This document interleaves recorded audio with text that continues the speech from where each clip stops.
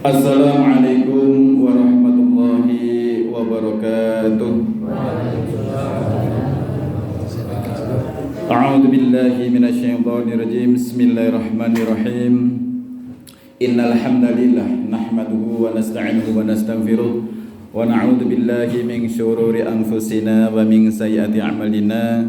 May yahdihillahu fala mudilla lahu wa may yudlil fala hadiyalah. Asyhadu an la ilaha illallah wahdahu la syarika lah wa asyhadu anna Muhammadan abduhu wa rasuluh. Faqad qala Allah ta'ala fi kitabil karim wa huwa asdaqul qailin ba'da a'udzu billahi minasyaitonir rajim. Alladzina amanu wa hajaru wa jahadu fi sabilillahi bi amwalihim wa anfusihim a'dzamu darajatan 'indallah wa ulaika humul faizun.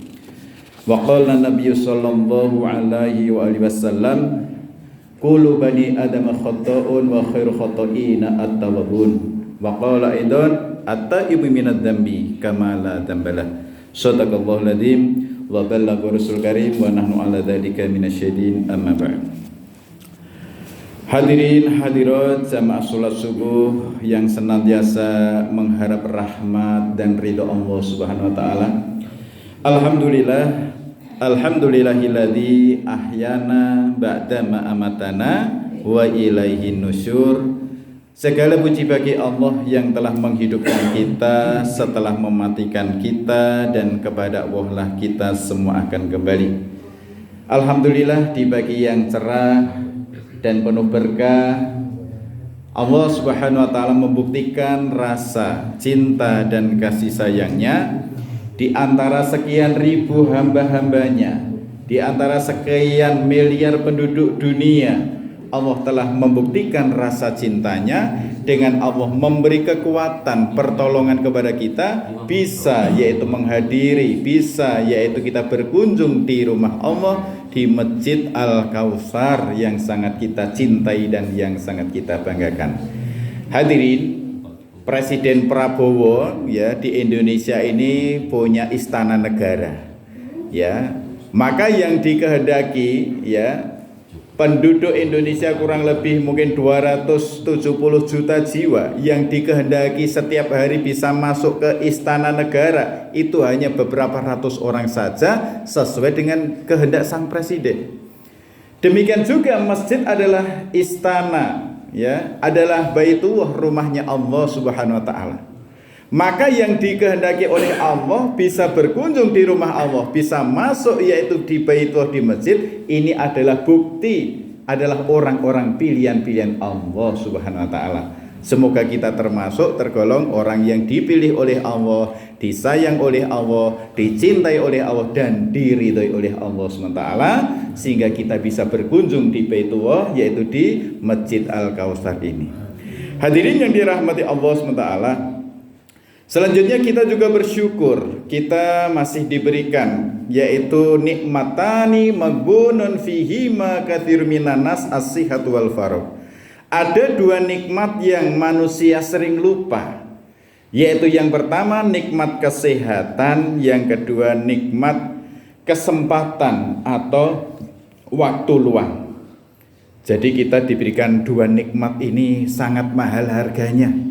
Demi satu kata nikmat sehat, di saat orang sudah divonis oleh Pak Dokter, oh ini sakitnya sudah stadium 4, ya, maka demi satu kata supaya dia badannya pulih yaitu sehat, itu rela ya mengorbankan yaitu mungkin mobilnya, ya kambingnya, ya sawahnya dijual ya, hanya demi yaitu proses pengobatan supaya dia cepat sembuh.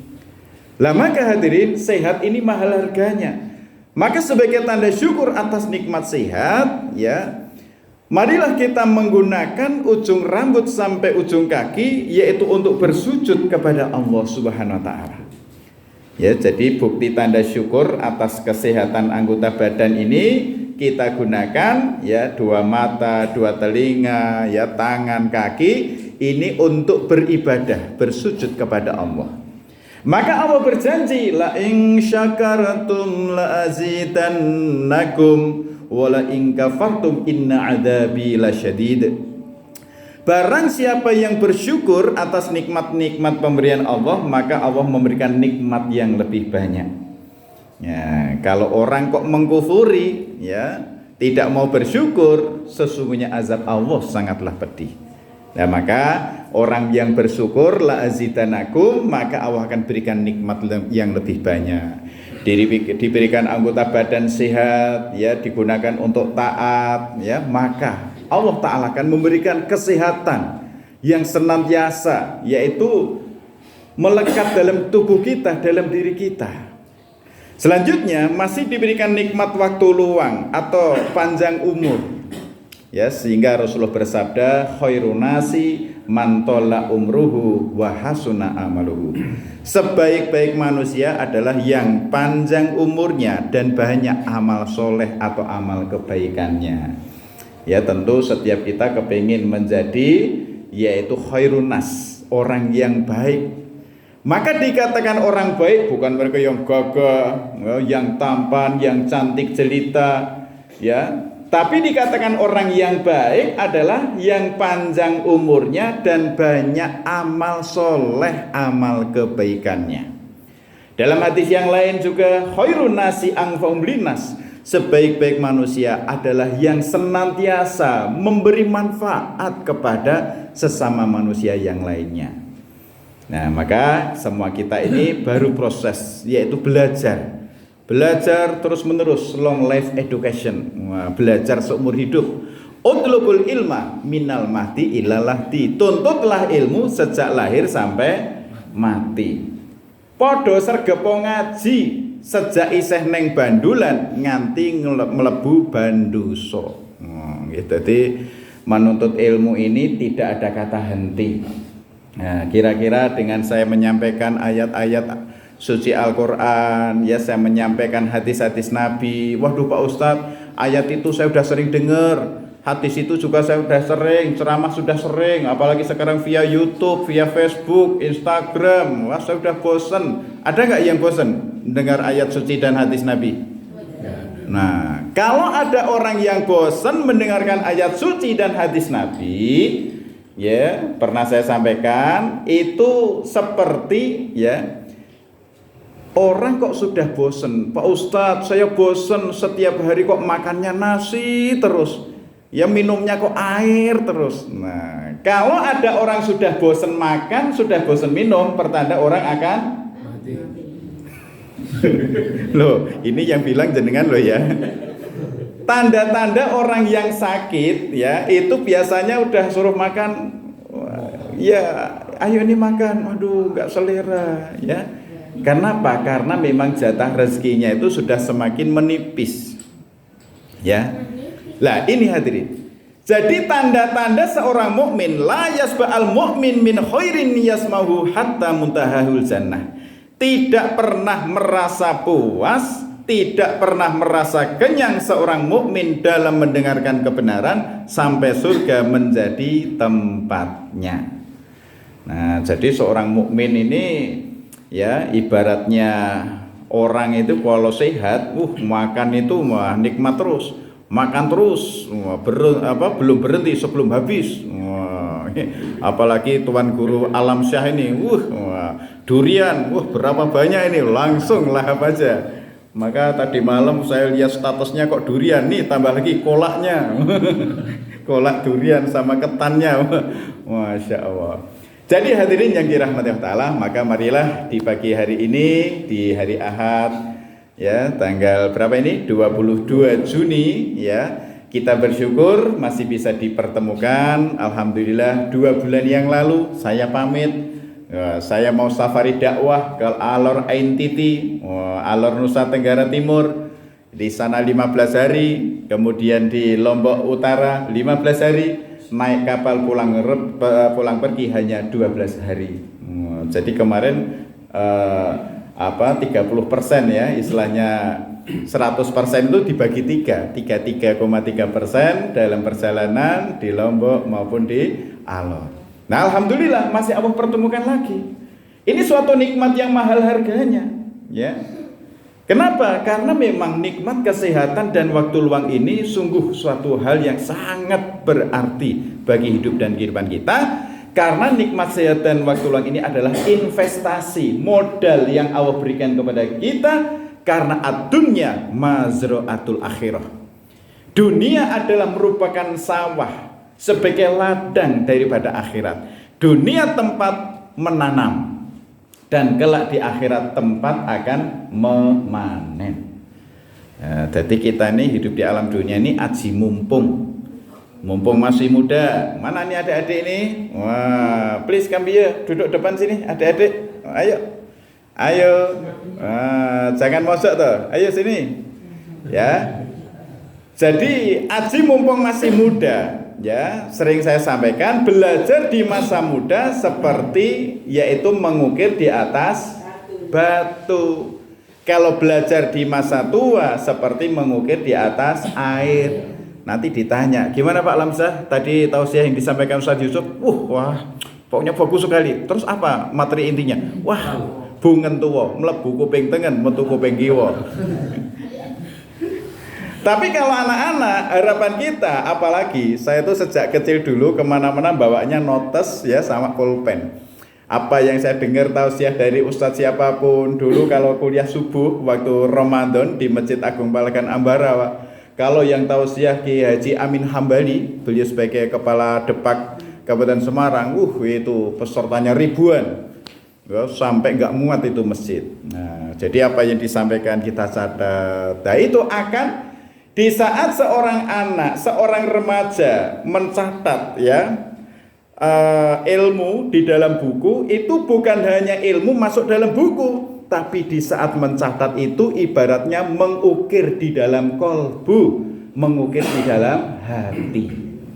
Nah, ya maka anak-anak kalau belajar, apalagi di sekolah, apa yang disampaikan Pak Guru, Bu Guru,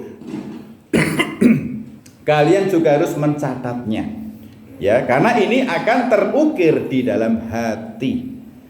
Kalau sudah terukir di dalam hati, insya Allah ilmu bermanfaat sampai mati, sampai akhir hayat kita menjadi ilmu yang bermanfaat. Amin Allahumma amin. Hadirin yang dirahmati Allah SWT, alhamdulillah ini ahad terakhir di bulan Dzulhijjah di tahun 1446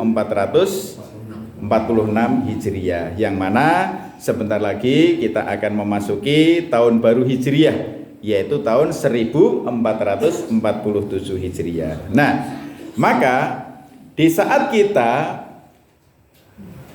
bahwasanya innamal a'malu bil khawatim, sesungguhnya setiap amal itu ya ditentukan, ya diterima dan tidaknya amal itu tergantung akhirnya. Dalam hadis yang lain memang ada innamal a'malu binniyat wa innamal likulli imri'in ma nawa. Sesungguhnya setiap amal tergantung niatnya. Ini sebelum beramal kita harus meluruskan niat. Niatnya semata-mata hanya mengharap ridha Allah, ini perintah Allah dan sunnah Rasulullah. Itu sebelum beramal. Tapi dalam hadis yang berikutnya ada juga dikatakan innamal a'malu bil khawatim. Sesungguhnya setiap amal baik dan tidaknya diterima atau tidak oleh Allah tergantung akhirnya. Kita ini semua manusia kullu mauludin yuladu alal fitrah. Setiap bayi yang lahir dalam keadaan suci.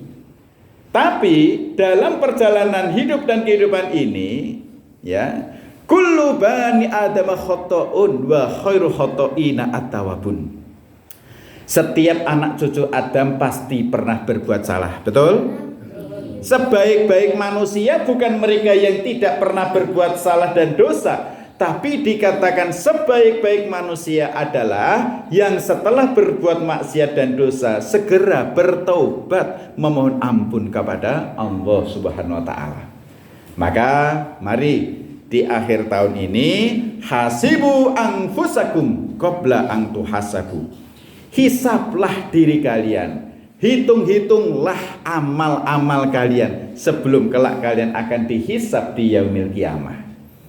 Ya, jadi di akhir tahun ini saatnya monggo kita mawas diri, ya, muhasabah, introspeksi diri, Ya, kira-kira dalam 1 tahun ini, selama sejak 1 Muharram tahun lalu sampai saat ini Dzulhijjah, lebih banyak manakah antara ketaatan atau justru kemaksiatan yang lebih banyak saya lakukan?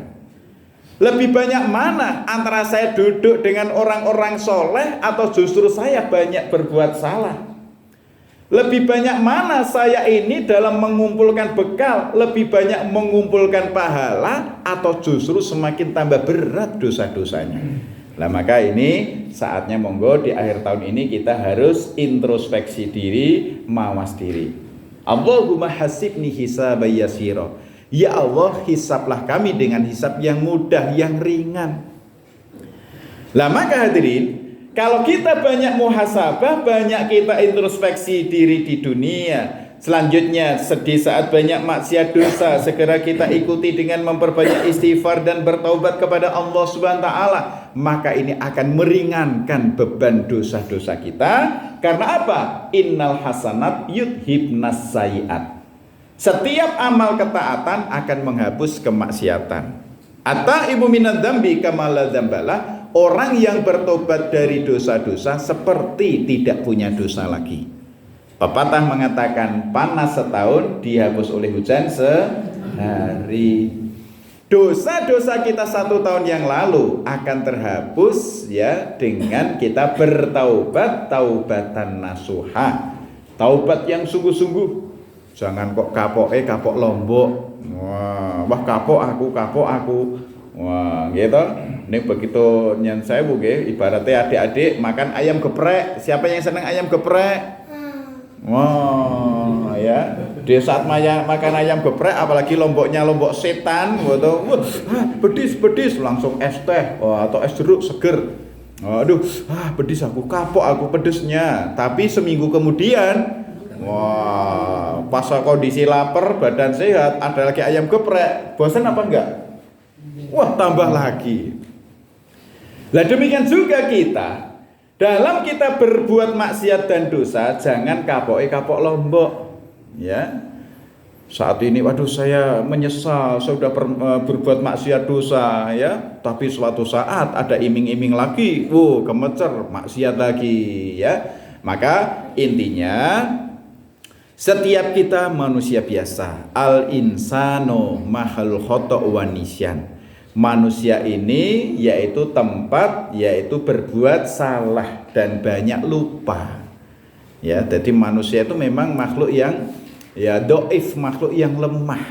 Ya, enggak ada kita ini yang sempurna, yang maksum, yang sempurna, yang dijauhkan dari dosa hanya baginda Nabi Muhammad sallallahu alaihi wasallam. Nah, maka hadirin yang dirahmati Allah SWT, marilah pada akhir daripada tahun 1446 Hijriah ini bagaimana kita memperbanyak yaitu dengan bertaubat, memohon ampun kepada Allah ya, dan kita memperbanyak istighfar. Nah, terutama Sayyidul Istighfar. Ini Bapak Ibu sudah hafal semua?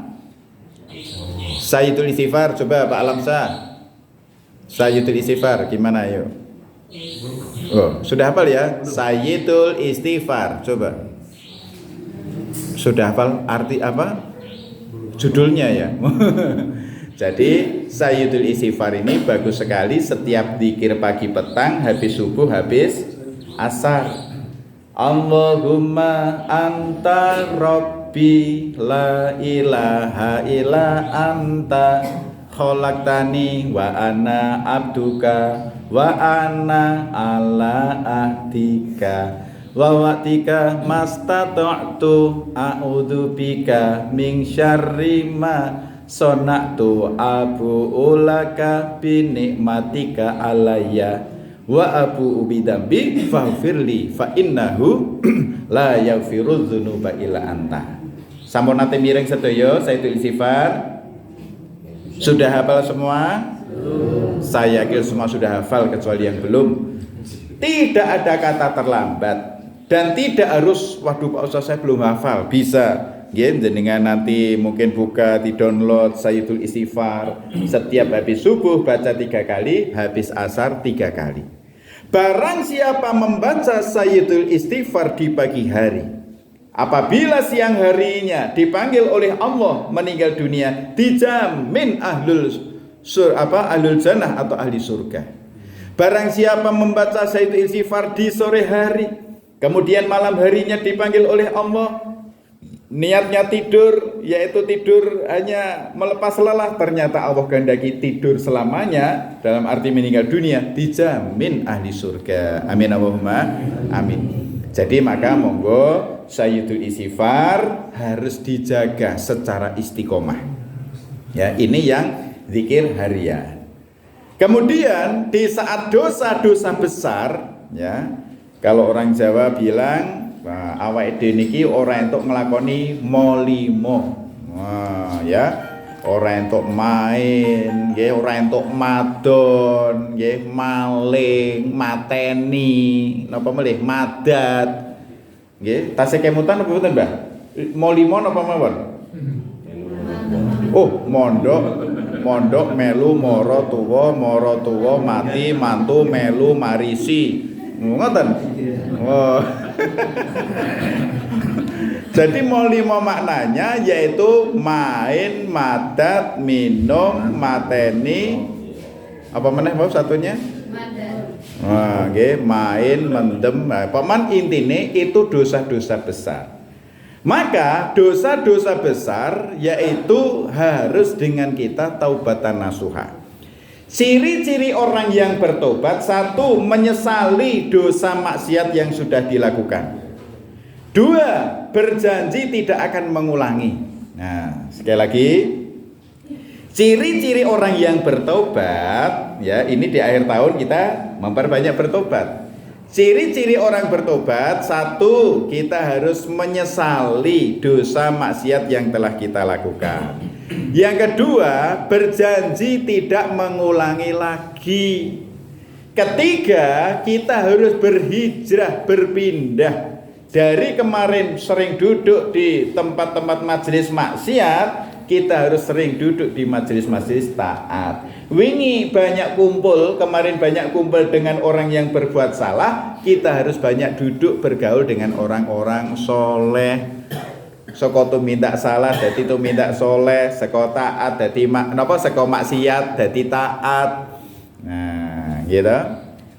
Nah, maka hadirin, ini syarat bagi orang yang bertobat dari maksiat dan dosa. Satu, menyesali dosa maksiat yang telah dilakukan. Dua, berjanji tidak akan mengulangi lagi. Tiga, berhijrah. Nah, berpindah. Ya, kita harus memperbaiki diri dari dari maksiat menuju taat. Ini dalam konteks hablum minallah, hubungan kita kepada Allah.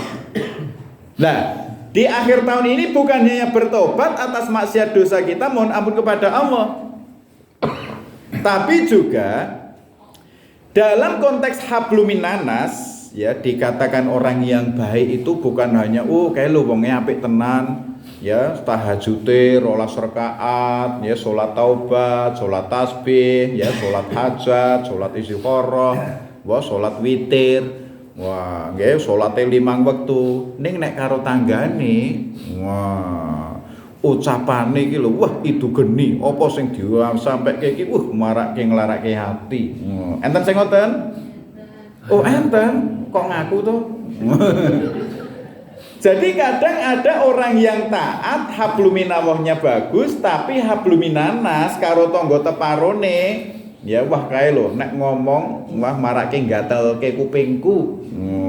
Ketoke gandeng ayu, ning nek ngomong ki lho marake nyelekit. Hadirin, jadi tanda-tanda orang soleh: satu, ketaatannya kepada Allah, ya, ketakwaan kepada Allah. Yang kedua, habluminanas, dia berbuat baik kepada sesama. Maka di akhir tahun ini orang yang baik bukan hanya bertobat dari maksiat dan dosa, tapi juga habluminanas, kita minta maaf kepada sesama. Lah maka kalau tadi ciri orang bertobat yaitu dia 3 perkara: ya, menyesali dosa yang telah diperbuat, ya, berjanji tidak mengulangi, ya, dan yang ketiga berhijrah, berpindah, memperbaiki diri.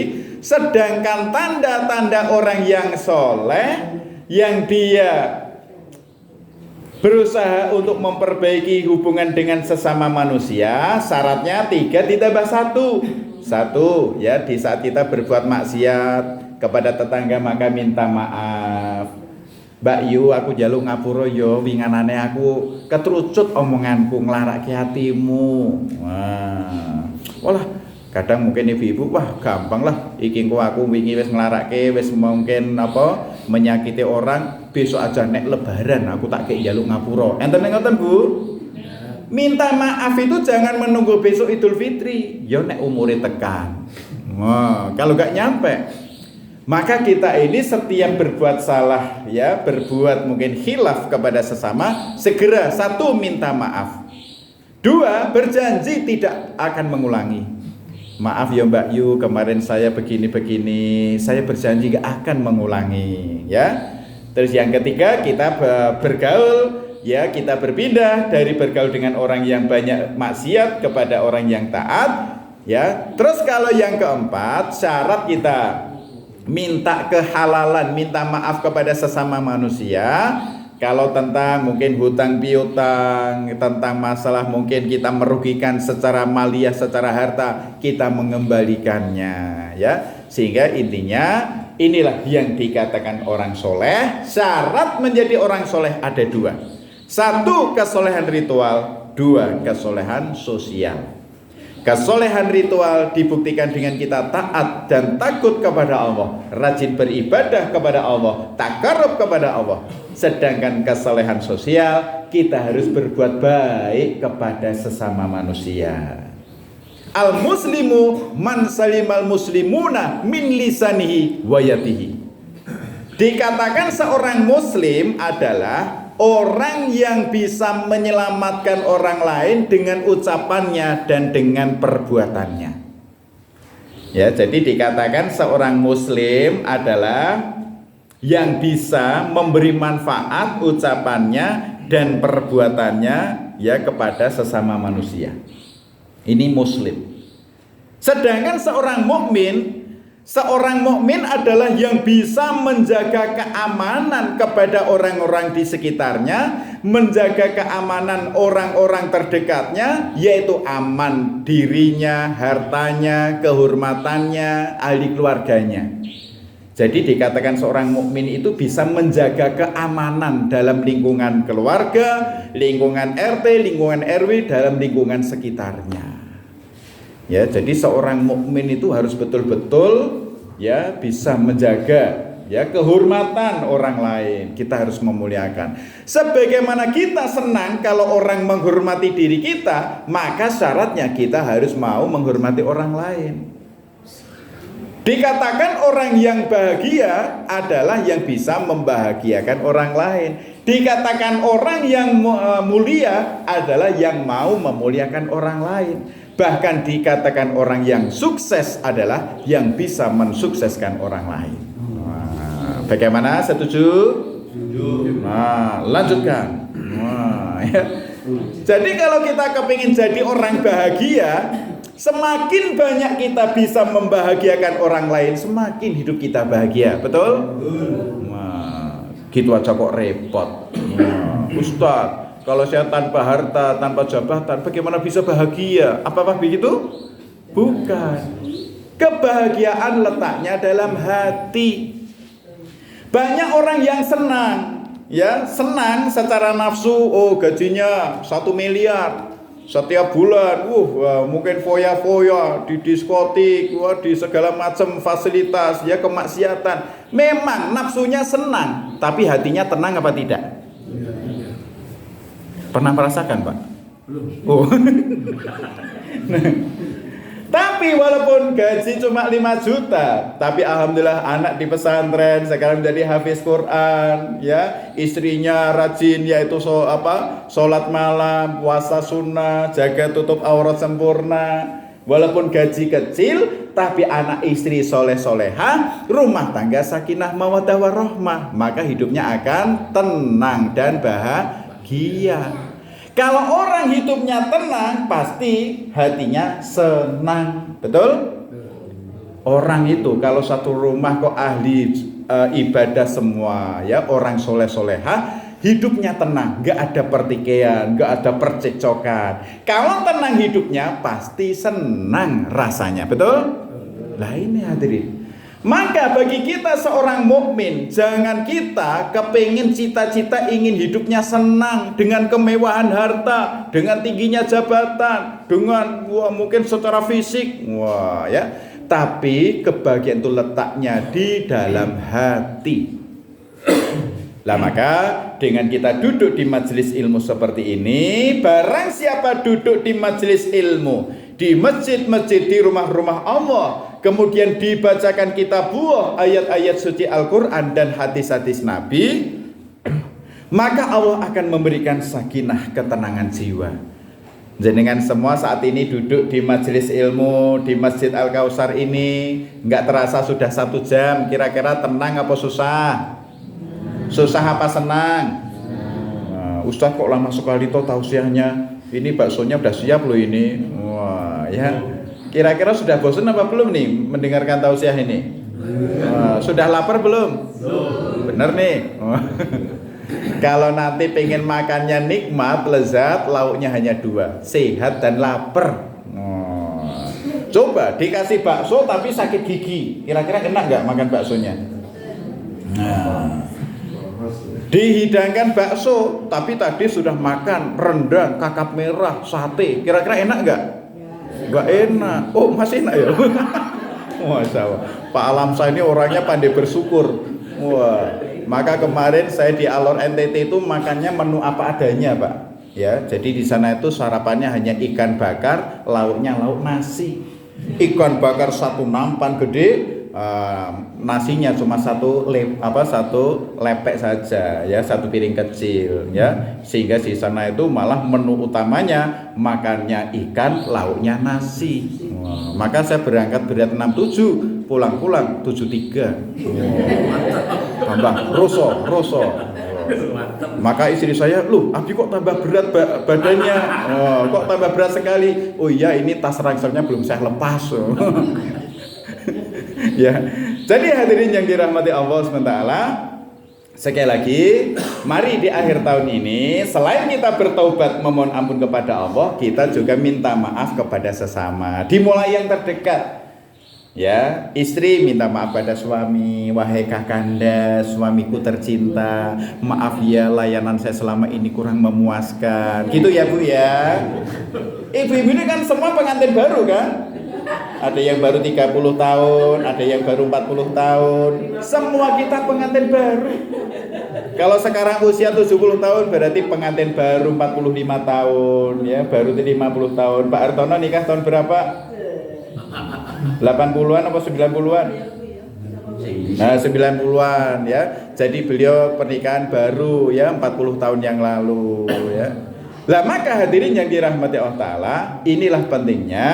Monggo.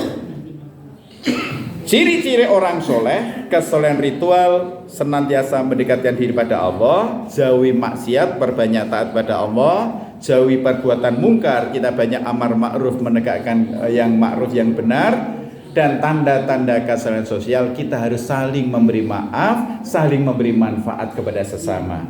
Rasulullah bersabda, irhamu man fil ardi, yarhamkum man fis sama. Kasihilah penduduk bumi, niscaya penduduk langit akan mengasihi kalian. Jadi tadi beberapa poin. Dikatakan seorang muslim adalah yang bisa menyelamatkan orang lain dengan ucapannya dan dengan perbuatannya. Seorang muslim yang baik adalah yang bisa menjaga lisannya, tidak merugikan orang lain, ya, tidak menyakiti perasaan orang lain, dan bisa menjaga tangannya, perbuatannya tidak merugikan orang lain. Sekali lagi, seorang muslim sejati adalah yang bisa menjaga ucapannya dan perbuatannya, tidak nyakiti atau tidak mengganggu orang lain. Justru ucapannya bermanfaat dengan nasihat-nasihat, dengan ajakan kebaikan. Ya, perbuatannya bermanfaat, memberikan yaitu manfaat keberkahan pada orang lain. Nah, inilah kita semua ini sedang belajar dan belajar. Tidak ada kata terlambat untuk kita belajar, memperbaiki diri.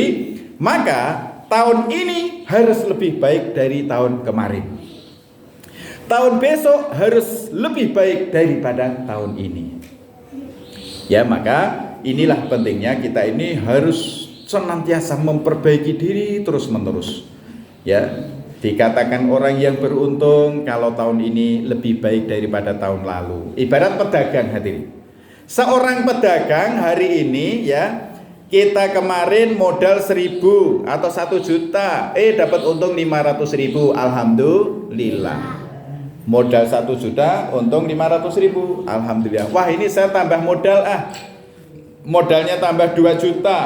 Nah, kalau tambah modal 2 juta, kok untungnya tetap 500.000, berarti termasuk rugi.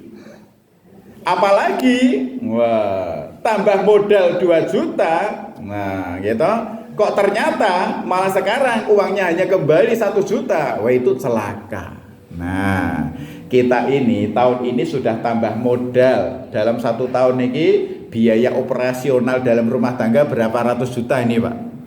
Nah, maka karena sudah tambah modal diri kita semakin tambah pengorbanannya, harta tambah, waktu kita tambah, maka kebaikan pahala harus juga semakin bertambah. Jangan kok setiap tahun tambah umur, ya. Kalau kita tambah bilangan umur kita, pada hakikatnya semakin mengurangi jatah umur kita di dunia. Jadi masalah jodoh, ya, jodoh pati rezeki, tentang jodoh, tentang rezeki, dan tentang ajal kematian semua sudah tercatat, yaitu di Lauhil Mahfuz. Pena telah diangkat, tinta telah mengering. Siapa jodoh kita sudah ditentukan oleh Allah. Berapa rezeki yang Allah berikan pada kita sudah dicatat oleh Allah. Tapi ini rahasia ilahi loh. Wah, kita nggak tahu. Dan kapan kita dipanggil oleh Allah, ya, kematian itu juga rahasia ilahi. Ya. Jadi semua itu rahasia ilahi. Nah, maka intinya kita ini harus yakin dengan janji Allah. Jodoh, pati, rezeki semua sudah dijamin oleh Allah. Nah, ya, maka penting bagi kita, ya, bagaimana setiap hari demi hari. Oh, 1 hari ini alhamdulillah, ya, saya sudah tambah. Kemarin belum bisa 5 waktunya jamaah, sekarang udah bisa 5 waktu jamaah. Oh, besok hari Senin saya niat puasa sunnah, yaitu puasa Senin. Kamis tambah lagi puasa Kamis. Apalagi nanti di tahun baru Hijriah disunnahkan yaitu puasa, yaitu di hari Asyura. Nah, ya. Jadi pentingnya di puasa Asyura. Di sini dikatakan barang siapa puasa di hari Asyura, maka akan digugurkan, diampuni dosa-dosanya setahun yang telah lalu. Dalam satu hadis Rasulullah bersabda, an Abi Qatadah radhiyallahu anna Rasulullah sallallahu alaihi wasallam su'ila an siyami yaumin Asyura faqala yukaffirus sanatal madiyah, rawahu Muslim. Diriwayatkan dari Abi Qatadah radhiyallahu an bahwasanya Nabi SAW ditanya tentang puasa di hari Asyura tanggal 10 Muharram. Nabi menjawab, puasa Asyura itu bisa menghapus dosa-dosa 1 tahun yang telah lalu. Nah, kinten-kinten gadah dosa apa mboten? Oh, wakah kok do ngaku to. Nah, pengen diampuni dosa-dosanya? Nah, maka monggo, ya, insya Allah tanggal 1 Muharram berarti hari apa? Jumat apa Sabtu? Jumat, ya. Ya, tanggal 1 Muharram hari Jumat. Terus nanti disunahkan puasa tanggal 10 Muharram. Sebenarnya yang puasa di tanggal 10 Asyura, 10 Muharram bukannya orang Islam, orang Yahudi Nasrani juga puasa. Lah maka untuk membedakan puasa kita dengan mereka, kalau umat Islam puasanya ditambah tanggal 9 dan 10 ya. Jadi tanggal 9 dan tanggal 10 Muharram ya. Ini untuk membedakan. Jadi kita disunahkan puasanya 2 hari, 9 Muharram dan 10 Muharram ya, maka Allah gugurkan dosa yang telah lalu. Dan yang ketiga berikutnya yaitu dengan kita belas kasih kepada anak-anak yatim. Nah ya, biasanya kan beberapa tempat niku sering setiap pengajian Muharram atau tahun baru Hijriah kali mengumpulkan ya santunan untuk anak-anak yatim. Itu secara simbolis, secara insidental tahunan. Tapi yang namanya ngasih anak yatim jangan cuma setahun sekali. Kenapa? Karena anak-anak yatim itu juga masih tetap butuh kebutuhan logistik, yaitu setiap hari, 365 hari setiap tahunnya. Nah, maka kita juga harus belas kasih kepada yatim, bukan hanya insidental hanya waktu Muharram, tapi terus menerus ya. Sehingga Rasulullah bersabda, ahabul a'mali indallah adwamuha wa inqal. Amal yang dicintai oleh Allah adalah amal yang sedikit tapi kontinu, istiqomah. Jadi jenengan ngamal sithik ning ajek niku lebih baik daripada banyak tapi hanya sekali. Ya, ibaratnya berinfak. Oh ini loh, saya langsung infak 100 juta. Wah, tapi hanya seumur hidup udah langsung udah selesai. Lebih baik ibaratnya 5.000 setiap pagi tapi terus menerus, yaitu seumur hidupnya. Ya, jadi orang yang istiqomah, al-istiqomah khairum min alfi karomah. Orang yang berbuat baik secara istiqomah lebih baik daripada 1000 karomah atau kemuliaan yang diberikan oleh Allah kepada para wali-wali Allah. Ya, jadi amal sing ditresnani Gusti Allah niki amal sithik ning ajeg kontinu. Ngoten nggih Pak Bu nggih. Tahajud mung 2 rakaat ning istiqomah setiap pagi, setiap bangun tidur itu lebih baik daripada Pak Ustadz, saya udah sholat tahajud 12 rakaat tapi setelah itu 12 bulan libur. Enten sing ngoten Bu? Wah, tahajudnya 12 rakaat ning baru kuwi prei. Nah, ya. Jadi harus yaitu istiqomah, kontinu, yaitu dalam amal ibadahnya. Selanjutnya hadirin yang dirahmati Allah SWT, bulan Muharram banyak sekali peristiwa-peristiwa ya, sejarah ya yang bisa kita ambil hikmahnya. Di bulan Muharram ya, ini ada kisah Nabi Adam alaihissalam. Ya, Nabi Adam, Idris, Nuh, Hud, Saleh, Ismail, Masyaallah, Yusuf, Ayub, semuanya ciptaan Allah. Masya Allah nih, anak soleha, semoga jadi anak calon hafidho, hafal Quran ya. Cita-cita pengen jadi apa? Pengen jadi dokter, giginya rajin gosok gigi, jangan makan permen, itu udah ompong. Wah ya, masuk nanti jadi bu dokter kok sakit gigi. Wah ya. Jadi hadirin, di bulan Muharram satu yaitu sejarah daripada manusia pertama, yaitu Nabi Adam alaihissalam. Jadi Nabi Adam alaihissalam ini diciptakan oleh Allah dari tanah ya, dari tanah liat, saking lempung. Lah waktu kenikmatan di surga, semua kenikmatan di surga silahkan kau nikmati. Mau makan apa saja, pakaian jenis apa saja, mau apa saja. Ya, maka waktu itu Nabi Adam ya, waduh masih ada satu yang kurang. Nah, ya Nabi Adam laki-laki, maka butuh ditemani ya. Maka Allah Ta'ala ciptakan ibu Hawa ya, dari tulang rusuknya. Nah, sudah punya istri pun ya, sudah punya pasangan di surga, masih kurang ya, ternyata istrinya yang merayu-rayu ya. Padahal waktu itu wala taqraba hadhi syajarah, jangan kau dekati ini pohon yang namanya pohon khuldi. Tapi karena rayuan bujukan sang istri tercinta, maka larangan itu ya dilanggar. Ya, Nabi Adam ambil buah khuldi dimakan untuk istrinya, beliau juga makan, maka singkat cerita mendapat sanksi hukuman, yaitu diturunkan ke dunia. Nah, lah maka di saat diturunkan di dunia, Nabi Adam ini banyak bertaubat memohon ampun kepada Allah. Nah, doanya Nabi Adam pripun, Bu? Waktu berbuat dosa.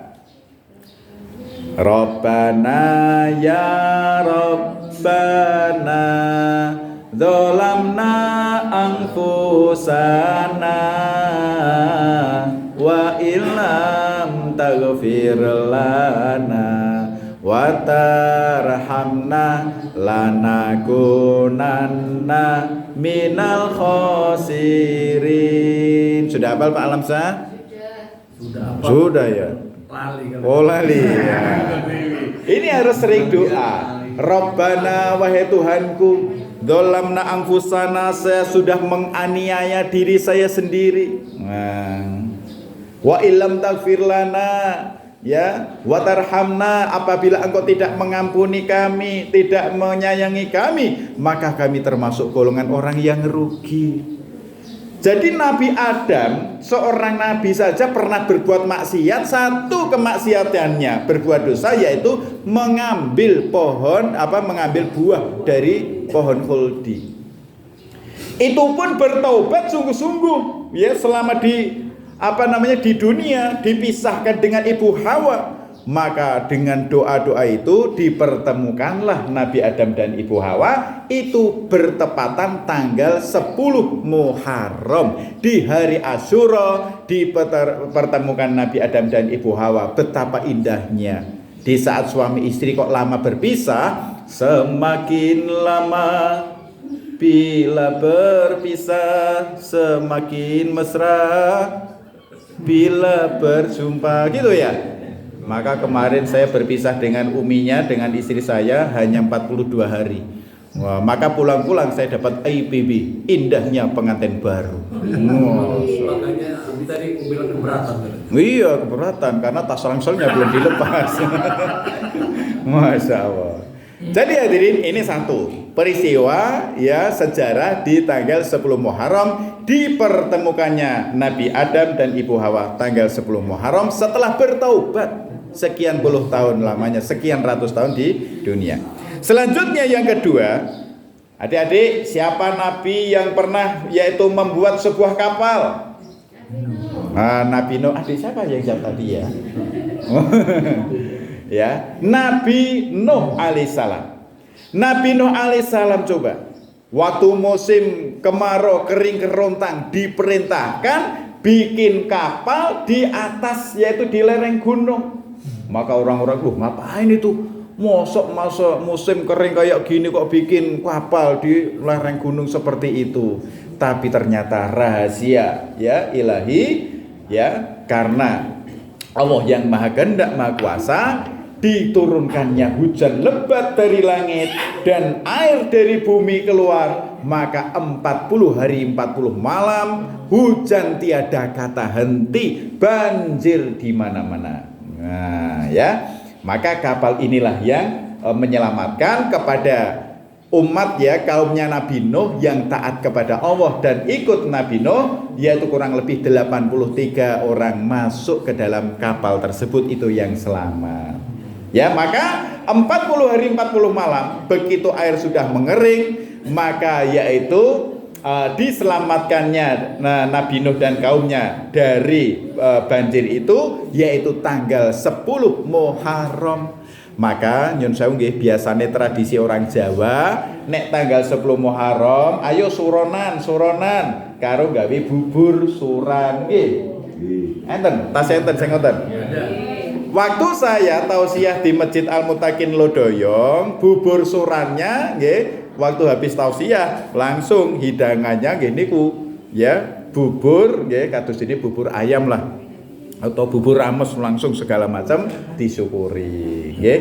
Dadi maknanya bubur suro niku bubur yang setelah dalam kapal itu dikumpulkan semua bahan-bahan sembako yang di kapal, apa saja masukin jadi satu, jadilah bubur suran, ya toh, bubur tanggal 10 Muharram itu, terus dinikmati oleh kaumnya Nabi Nuh, ya, yang sudah sekian lama di atas kapal. Jadi bubur suran itu ada untuk dimakan, masuk ke dalam perut. Bukan bubur suran kayak ngene besek cilik terus dilelet ke nggon wit, kayak kene ngene pertelon, perapatan. Nggih, enten sing ngoten. Oh, teng ngene kula sok enten ngoten niku, ya. Jadi intinya bubur itu untuk dimakan, bukan ini loh, bubur suran nanti kalau dioleskan di pohon-pohon biar pohonnya subur. Wah, terus ini untuk tolak balak, bukan gitu, oke? Jadi untuk dimakan, oke? Jadi ya sejarah membuktikan di tanggal 10 Muharram 1 Nabi Adam dipertemukan dengan Ibu Hawa. 2 Nabi Nuh diselamatkan, yaitu selamat di Bukit Zuhdi. Ya, ini diselamatkan dari banjir bandang yang menghanyutkan semua makhluk, ya, yaitu tanggal 10 Muharram. Yang ketiga, Nabi Musa diselamatkan dari kejaran raja siapa, adik-adik? Fir'aun, pinter ya. Itu di saat membelah lautan, ya, maka begitu Nabi Musa dan kaumnya selamat, maka diketukkan lagi tongkatnya, maka diselamatkan dari gangguan atau dari kejaran Fir'aun. Itu juga tanggal 10 Muharram. Ya, yang keempat yaitu ada seorang nabi yang dilanda sakit. Dulu orangnya kaya, istrinya cantik-cantik, anaknya sehat-sehat, tapi diuji dengan sakit, yaitu Nabi Ayub. Nah, maka Nabi Ayub sakit kulitnya sampai habis, yaitu dagingnya, sehingga belatung lari-lari, bukan makan dagingnya, saling memakan belatung. Itu diselamatkannya Nabi Ayub juga di tanggal 10 Muharram. Yang kelima, ada seorang nabi, adik-adik. Siapa nabi yang pernah ditelan seekor ikan? Nabi Yunus. 100 untuk adik-adik semua ya. Nabi Yunus selama dalam perut ikan doa. Nah, sekarang saya mau tanya bapak-bapak, doanya Nabi Yunus selama dalam perut ikan bagaimana? Ini bapak atau ibu ya yang jawab? Bapak-bapak, apa doanya Nabi Yunus? La ilaha illa anta subhanaka inni kuntu minal zalimin. Mari sama-sama. La ilaha illa anta subhanaka inni kuntu minal zalimin. La ilaha illa anta, tidak ada Tuhan yang berhak disembah kecuali Engkau, ya Allah. Subhanaka, maha suci Engkau, ya Allah. Inni, ya, subhanaka inni kuntu minadzalimin. Sesungguhnya saya termasuk orang-orang yang menzolimi, menganiaya, merugikan diri sendiri. Kenapa? Karena Nabi Yunus ini menghadapi kaumnya, ya, ibarat dia di sebuah desa, sebuah kampung, tapi kampungnya diajak taat pada Allah, warganya, ayo taat pada Allah, ayo sholat, tapi nggak pada mau. Maka Nabi Yunus ini putus asa. Ini di warga sini kok susah sekali. Wah, dah, saya mau pindah aja lah. Wah, ya, ibaratnya mohon maaf bahasa kasarnya, Nabi Yunus melarikan diri dari kampungnya. Begitu naik kapal, wah, kapalnya ada badai ombak, ya. Maka ya sang nahkoda, ini kok terjadi seperti ini, pasti ada orang yang nggak beres ini. Wah, diundi. Wah, ini harus ada yang dibuang di laut ini. Wah, diundi. Nah, siapa nanti yang kena undian, dia yang harus dibuang ke laut. 3 kali berturut-turut diundi. Ternyata yang harus dibuang ke laut adalah Nabi Yunus. Nah, ini hikmah pelajaran, ujian dari Allah kepada Nabi Yunus. Kamu, ya, ibaratnya kamu melari dari tanggung jawab, melarikan diri dari medan dakwah, malah diuji oleh Allah, maka dia dilemparkan ke laut, ditelan seekor ikan. Maka dia menyesal, aduh, saya sudah mendolimi diri saya sendiri, saya meninggalkan warga saya. Wah, saya sudah dakwah, gak ada yang mau. Wah, ini saya tinggalkan mereka. Ternyata malah Allah mengingatkan, yaitu ditelan seekor ikan. Coba 40 hari 40 malam dalam perut ikan di dasar lautan. Kira-kira gimana Pak perasaannya Pak? Gelap gulita. Wah, tidak ada apa segala macam. Nah, maka dia zikir. Nah, doanya dengan zikir tadi, la ilaha illa anta subhanaka inni kuntu minadz dzalimin. Maka setelah 40 hari 40 malam ikan terasa panas. Waduh, panas perutku. Langsung istilahnya ditumpahkan ya, istilahnya dilepeh. Diselamatkan Nabi Yunus. Begitu pulang ke kampung halaman, ternyata warga di kampung tersebut sudah mendapat hidayah, semua taat kepada Allah. Wahai Yunus, kemana engkau? Saya tunggu-tunggu. Nah, alhamdulillah. Nah, ini hadirin. Maka kalau saat ini ya kita menghadapi cobaan apa saja, jangan kita mengeluh, jangan kita sambat, ojo gampang mutungan, jangan lari dari medan tempur. Itu namanya pengecut. Ya, kita harus menghadapi apapun yang kita rintangan, tantangan, cobaan, hambatan harus kita hadapi. Inna idzamal jaza ma idzamil bala. Besarnya tantangan, rintangan, ujian ini adalah pertanda besarnya pahala yang Allah janjikan kepada kita. Nggih, mulane nek ngabina menapa aja gampang mutungan nggih. Wah, nang kene iki angel aku nang kene. Nah, jadi kita harus optimis. Husnudzon, berprasangka baik kepada orang. Ana idzadzoni abdi. Allah berfirman dalam hadis qudsi, aku atas prasangka hambaku. Kalau dia berprasangka baik padaku, maka baik yang dia dapatkan. Kalau berprasangka buruk, maka buruk juga yang didapatkan. Nah, bagaimana? Semua tetap husnudzon, semua tetap sangka baik pada Allah. Nah, harus optimis. Nah, hadirin yang dirahmati Allah Ta'ala, jadi ini hikmah daripada bulan Asyura. Termasuk yang keenam, yaitu siapa nabi yang paling tampan, adik-adik? Kok Pak Yusuf? Nabi Yusuf gitu, masuk Pak Yusuf. Nanti istri saya cemburu loh. Nah, Nabi Yusuf ini nabi yang paling tampan ya, yaitu dijebloskan ke penjara. Nah, maka di saat bebas dari penjara, yaitu tanggal 10 Muharram. Ya, Nabi Yusuf itu nabi yang tampan. Saking tampannya sampai istri Perdana Menteri Mesir ya, itu malah yang jatuh cinta. Wahai Yusuf, kemarilah. Nah, ya. Begitu Nabi Yusuf itu mau lari, dikejar, ditarik bajunya yang robek belakangnya. Begitu suaminya masuk, kenapa kamu? Ini wahai kakanda, ini Yusuf ini mau memperkosa saya. Wah, padahal yang pengen itu si Zulaiha. Wah, tapi difitnah si Yusuf dikira yang mau. Nah, langsung waktu di sidang, kalau memang itu Yusuf yang mau, ya, yang mau pada istrimu, tanda yang sobek adalah dadanya, baju di depan dadanya. Kalau yang sobek baju belakangnya, berarti itu yang mau Zulaiha. Ini hikmah dibalik kisah Nabi Yusuf.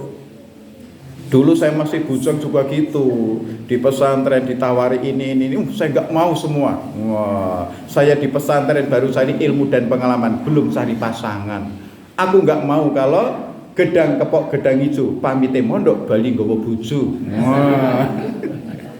Jadi dulu itu saya juga masya Allah godaannya luar biasa ya, tapi alhamdulillah dapat istri tercinta, yaitu gelek onde-onde ora sah golek teko dhewe. Gitu. Langsung habis tausiah masih dalam masjid, langsung calon mertua datangi saya. Orang-orang pada break makan snack, saya langsung dideketin. Wahai Yusuf, saya sudah musyawarah dengan istri saya. Anak saya sudah wisuda. Bagaimana kau menikahi anak saya? Mohon maaf Pak, saya belum siap karena saya mau dakwah dulu 4 bulan. Oh bagus. Begitu saya dakwah, saya istikharah setiap hari. Ternyata Allah pertemukan juga. Saya nikah tanggal 22 bulan 2 tahun 2002.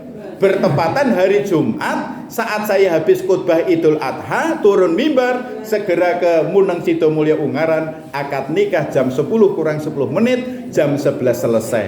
Habis sholat Jumat baru ketemu. Wah, jadi saya belum pernah ketemu itu. Begitu ditampilkan, loh ternyata istriku kok seperti ini, buta, tuli, lumpuh bisu. Wah, gimana Pak?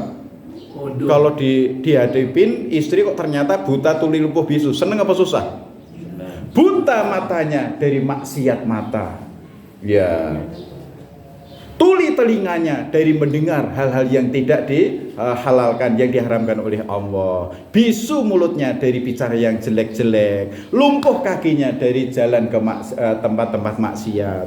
Jadi alhamdulillah dapat istri yang solehah, 10 bulan lahir anak pertama. Wah, 10 tahun kemudian lahir anak kelima. Masya Allah. Nah ini hadirin. Nah maka inilah pentingnya sekali lagi, kalau kepingin dapat yang soleha, syaratnya harus jadi orang soleh. Wah ya. Kalau muslim biasa, dapatnya ya muslimat biasa. Nah ya. Jadi hadirin, dipertemukannya Yusuf dan dibebaskannya Nabi Yusuf dari penjara yaitu tanggal 10 Muharram. Ya. Terus dan yang terakhir, siapa? Adik-adik, siapa nama ayahnya Nabi Yusuf? Nabi siapa? Yang buta, nangis terus sampai matanya buta. Nabi Yakub alaihissalam. Jadi dipertemukannya Nabi Yakub dan Nabi Yusuf juga di bulan Muharram, tanggal 10 Muharram. Nah ini beberapa hikmah ya dibalik daripada bulan Muharram. Maka mari akhir tahun 1446 Hijriah ini kita memperbanyak istighfar, bertobat kepada Allah, dan kita meminta maaf kepada sesama. Kemudian menyambut tahun baru harus dengan semangat yang baru. Ya, innamal a'malu binniyat, sesungguhnya setiap amal tergantung niatnya. Tahun baru besok saya harus lebih baik daripada tahun ini. Tahun baru besok iman saya harus makin kuat. Saya harus rajin belajar, rajin ikut kajian, mengaji di majelis ilmu, majelis zikir, supaya hati saya semakin jernih dan bersih. Nah, ya supaya saya dapat ilmu yang manfaat, amal ibadah yang semakin meningkat, dan akhlakul karimah, akhlak yang mulia. Gitu nggih Bapak Ibu nggih. Maka sekali lagi tahun besok harus lebih baik dari tahun ini. Nah, demikian. Wah, sudah 1 jam ini saya kultum kuliah 70 menit ini ya. Nah, kan baksonya sudah siap ya? Sudah siap Ibu-ibu? Kalau belum tak akhiri ini. Ya. Jadi marilah pada kesempatan pagi hari ini ya, dengan kita sudah menikmati santapan rohani. Bagaimana menu yang materi yang saya sampaikan, menyenangkan atau membosankan? Berarti lanjut ya, tambah lagi ya. Nah, maka setelah menu santapan rohaninya, maka sebentar lagi menu sarapan jasmaninya. Ya, menu apa Pak? Pak Besar? Bakso istimewa. Oh, bakso istimewa ya. Ini menunya menu bakso. Wah, kok bisa bakso? Jadi cerita sedikit ya. Idul Kurban kemarin saya udah pulang. Nah, saya imam sholat dan pertama kali nyembelih kurban saya ya di masjid sana ya. Kemudian ternyata kiriman dari Alam Rawa Asri, dari Losari, dari Anur, dari masjid-masjid Panjang Lor, semua komplit ya. Ternyata yang masuk daging-daging kurban di tempat saya sampai 3 kulkas nggak muat. Nah, maksudnya 3 freezernya loh ya. Nah, jadi ada yang sapi, ada yang kambing, ada yang balungannya sisan. Jadi mungkin yang masuk di freezer itu hanya sekitar 50 kilo. Nah, maka langsung saya bagikan. Ibu mertua 5 kilo, adik ipar, kakak ipar 5 kilo, ibu 5 kilo. Terus jamaah Majelis Salim ibu-ibu langsung ada sekitar 30 orang, kita kasih 30 paket. Lah masih kemarin begitu saya buka freezer masih ada sisa khusus daging daging sapi hanya 4,4 kilo on. Langsung saya masukkan di penggilingan, digiling jadi bakso. Wah, itu pun udah tak bagi kemarin langsung untuk anak-anak di TPA Yonkaf. Terus di masjid anak-anak santri tempat saya sebagian langsung yang 50% tak kirim ke sini. Wah, maka nanti selamat menikmati Pak Bu ya. Nah, pokoknya nanti tidak boleh pulang sebelum habis semua. Wah, ya. Wah. Ya. Demikian hadirin yang dirahmati Allah Ta'ala, semoga Allah Ta'ala memberikan kefahaman dalam hati, memberikan kekuatan pada kita, sehingga apa yang kita dengar Allah berikan meresap dalam hati kita, dan kita diberi kekuatan bisa mengamalkan dan menyampaikan insya Allah. Wa'afu minkum. Subhanakallahumma wa bihamdika asyhadu alla ilaha illa anta astaghfiruka wa atubu ilaik. Wassalamualaikum warahmatullahi wabarakatuh. Ayo salawat semua. Allahumma sholli ala Muhammad ya rabbi sholli alaihi wasallim. Allahumma sholli ala Muhammad ya rabbi sholli alaihi wasallim. Allahumma sholli ala Muhammad ya rabbi sholli alaihi wasallim. Alhamdulillah, masya Allah. Ayo monggo bakso, masya Allah. Alhamdulillah.